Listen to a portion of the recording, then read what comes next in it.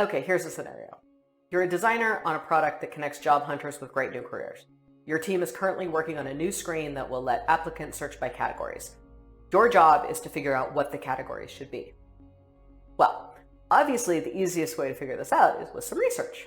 There are a bunch of different sorts of research that you could do. You could do quantitative, for example. You could do some analysis maybe of the search terms that people are already typing in and see if there are any obvious categories. You could also do some competitive research, maybe check out some other sites and see if there are any common terms. Or, of course, you could do the gold standard and actually observe some users searching for jobs. But here's the problem.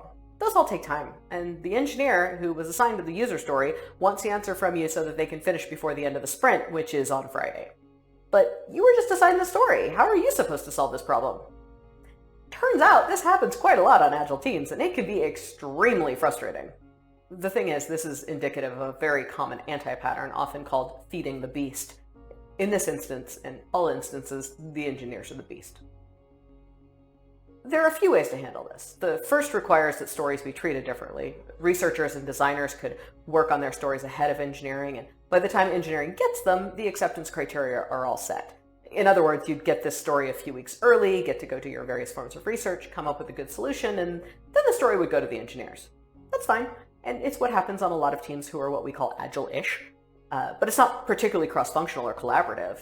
Another way of approaching it is to actually involve the engineer you're working with on making the decisions. For example, maybe they can help do some data analysis on the search terms while you do some competitive analysis on the competitor sites.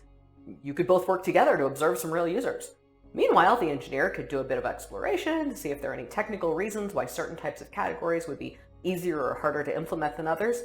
You would be shocked at how often there are weird technical constraints that you do not find out about until an engineer sees a story, which means it's really much better to get them involved as soon as possible.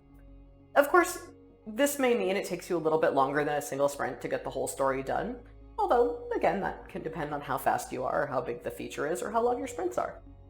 On the upside, you know that any design will be technically feasible because you're involving the engineering team in the decision-making process. You also know that the engineer implementing the story actually understands the user needs and goals. Depending on the design, it may drastically reduce the number of deliverables you need to create. I mean, if you've already done co-design exercises and sketched out ideas with somebody, you often don't also need a designer to create pixel-perfect mock-ups to show them exactly how something works. Will this kind of group research work in every single instance? No, sadly not. It depends on a lot of things, not least the willingness of the engineers to be involved in the research. On some teams, engineers could get penalized if they spent too much time on a story, so this sort of research would end up being bad for their careers. This is incredibly unfortunate, and if your team is like this, it's honestly worth trying to get it changed because the benefits of doing research together strongly outweigh the slight negatives of maybe moving a bit slower in some cases. In fact, often doing research and design like this can end up making a team move faster in the long run simply because there's less miscommunication among team members and less need for complex deliverables to be passed around. Of course, doing research together doesn't necessarily mean that everybody on a team does all research all together all the time. You're still doing larger, more open-ended studies that take a longer time, and if you've got one researcher and designer and several engineers and a product manager, you're not all going to go to all of the sessions together. That would be a little overwhelming.